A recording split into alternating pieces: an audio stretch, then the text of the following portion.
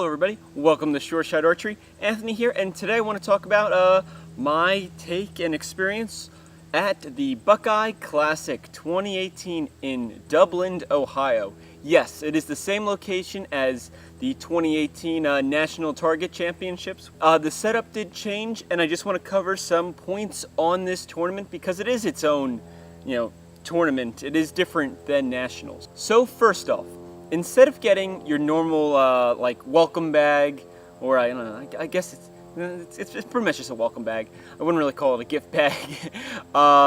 You got raffle tickets, and with these raffle tickets, you could win prizes, and some of them were pretty awesome, like a bow. Now, I don't know if they were giving away recurves. I know there were compound bows there. The only thing you had to do was be present in order to win the prize, whatever that prize was. And then as the tournament progressed, I guess it seemed like the prizes got better.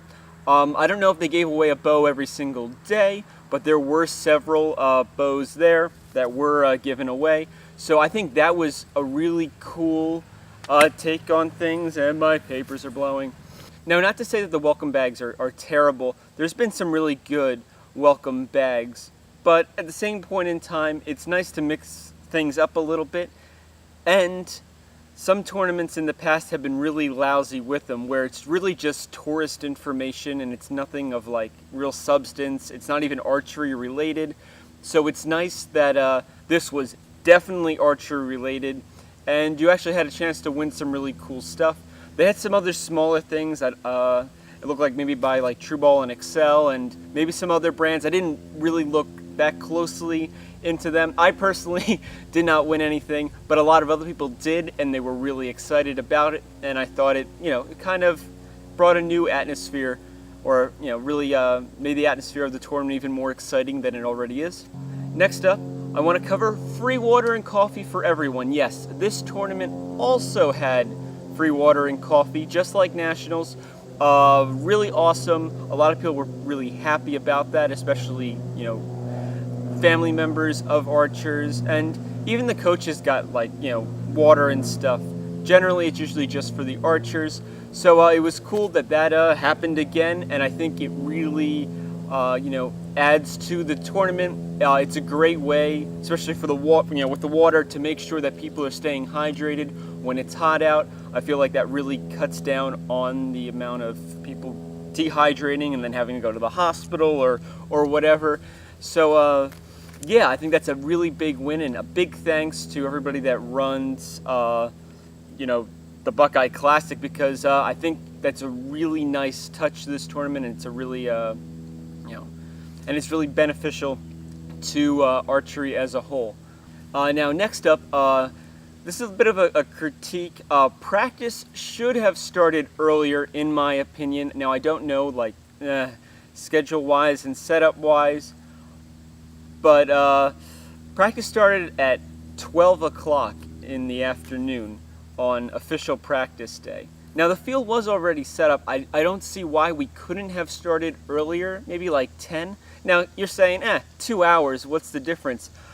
Because between like 1 to 3 in the afternoon, it was packed. It was unbelievably packed there. I want to say 90+%, if not almost all the bales were filled, because there's always 1 or 2 that are empty. They'll have like 2 shooters or 3 shooters on them, but a majority of the bales were filled.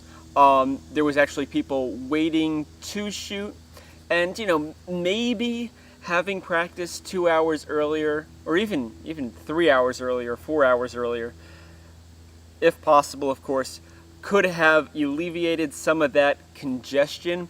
I know for a fact that some archers actually just opted to walk down to the practice range and shoot there because it was just easier. The practice range was much emptier. It looks like they were only running 1 line most of the time, where on the flip side, the official field was running the 2 lines, A, B, C, D line, and there was people waiting for spots after that. Like people were even switching off. So somebody will shoot one end, go down, pick up, and then they would wait let their friend whoever shoot, and then just keep switching like that. So it was nice. People were sharing to an extent, but if we had some more time for official practice, I think that would have solved that problem a little bit more, at least. Next up, back to the practices. Unofficial practice. So this is the practice day that's before official practice. It would have been nice to have that on the schedule. I didn't see it on the schedule. Maybe I missed it, but I was looking around and I did not see it. I happened to be coming in a day early, and I just checked it out, and we're like, oh, cool, we can actually practice today. It would have been nice if it was like announced or at least put on the schedule. I don't know if something like that is not like really set up or set until like the very last minute. I'm not sure how that actually works, but if we could kind of get a more definitive answer, hey, everybody that's coming to the Buckeye Classic, we're having unofficial practice on this day, between these times.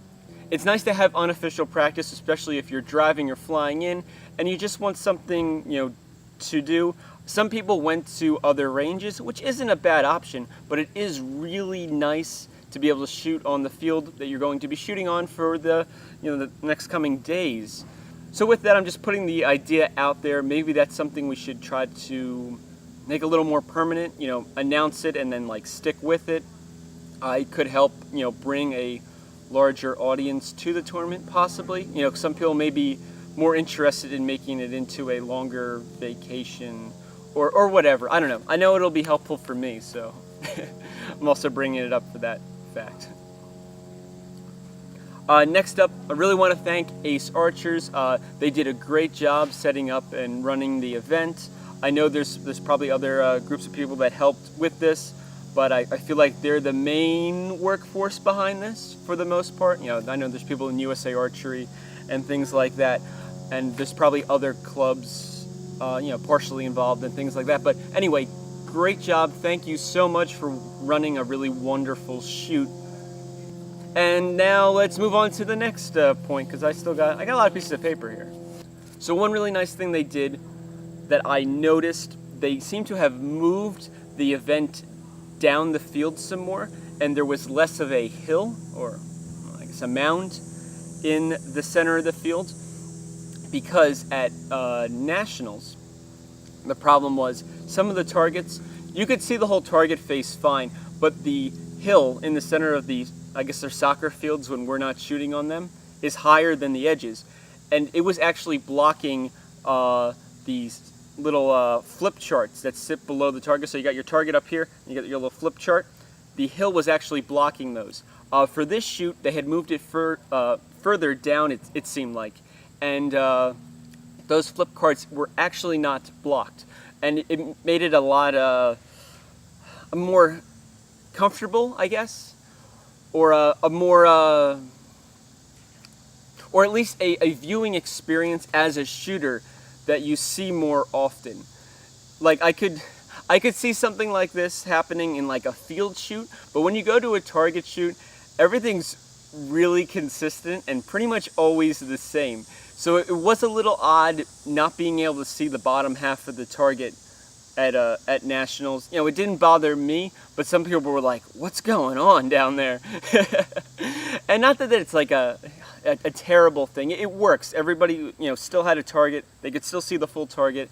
It was definitely, still fair for everybody to shoot at, but it was just nice being able to see, the usual full target with the flip charts below it. I know it's a really small point, and some people are probably thinking that it's not really important, but just for the sake of keeping everything consistent through all the events, from SoCal to Dublin here to even the shoots at like Gator Cup and things like that, they're all about the same, like how you view the target.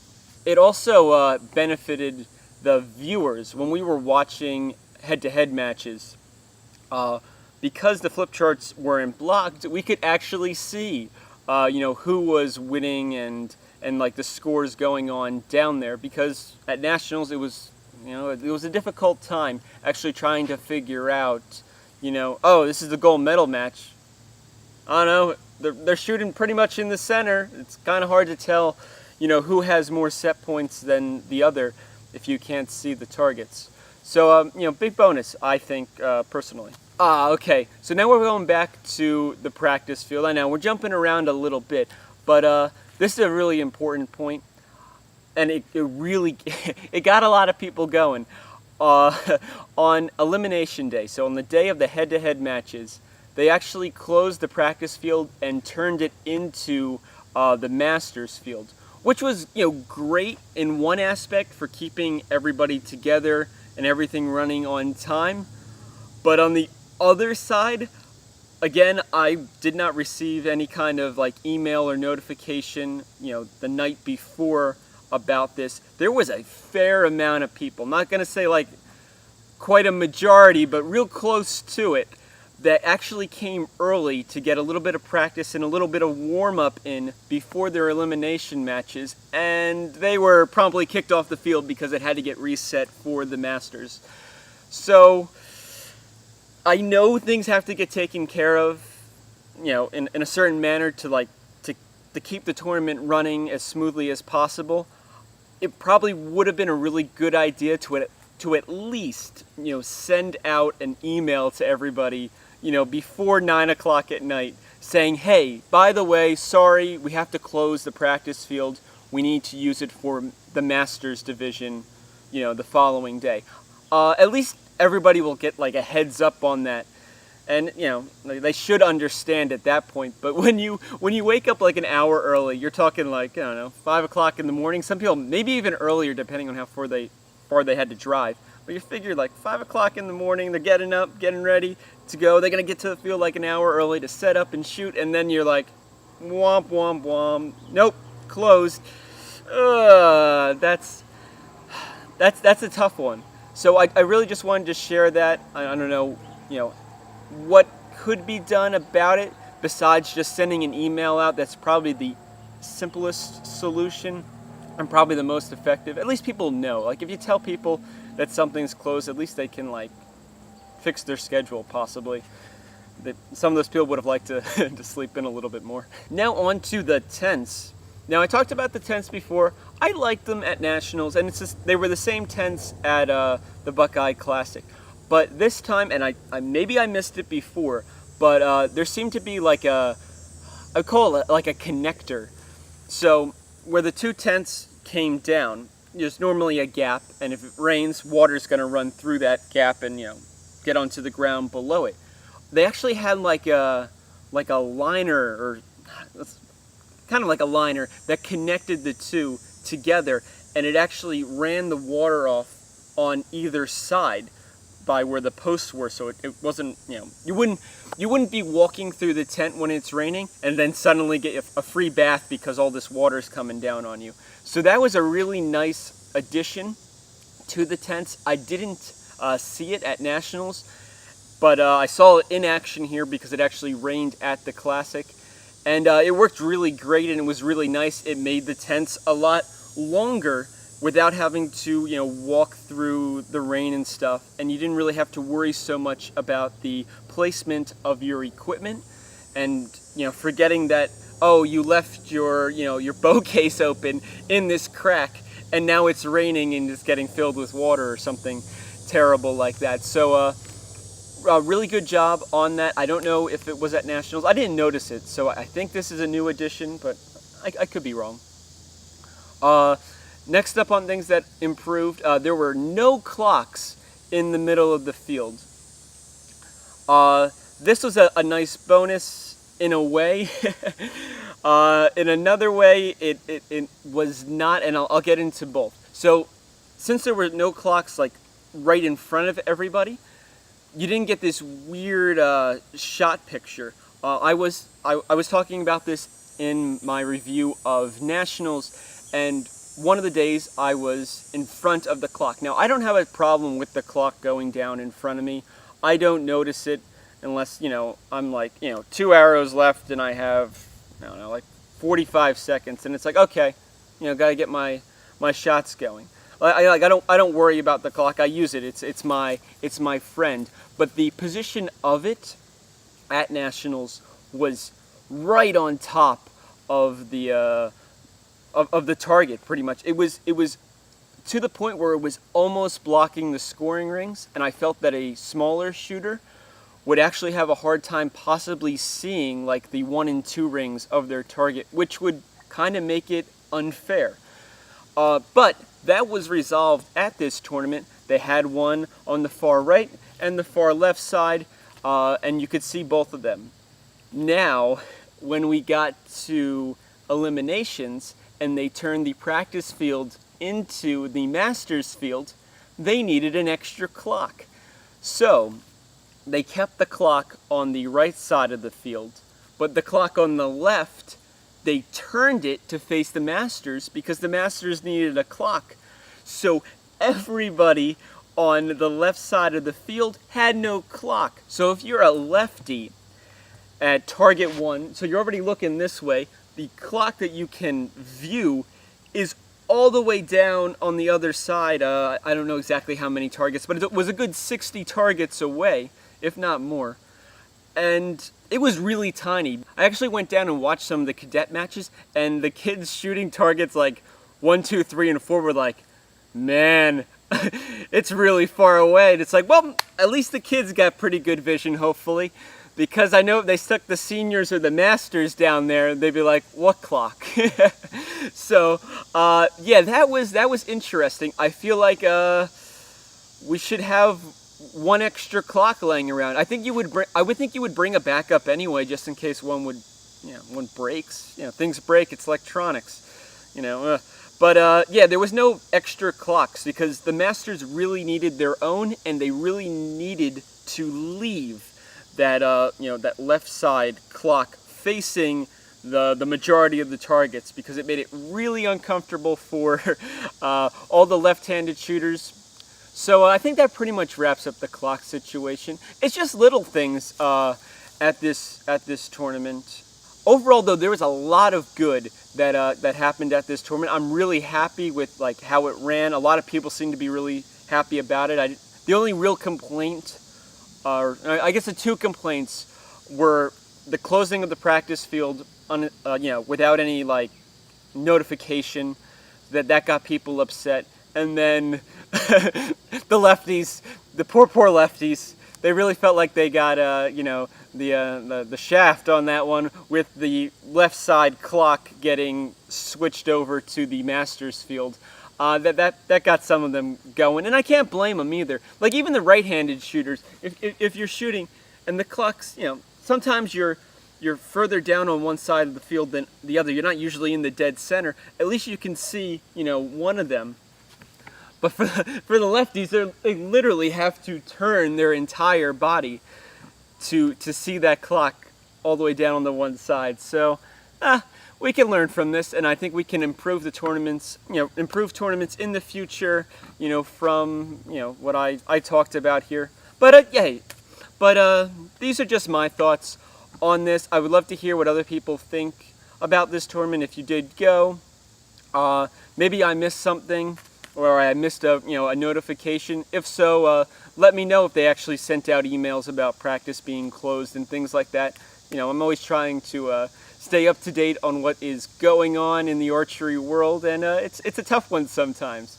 So thank you so much for watching. I really enjoyed sharing this with you, and as always, happy shooting.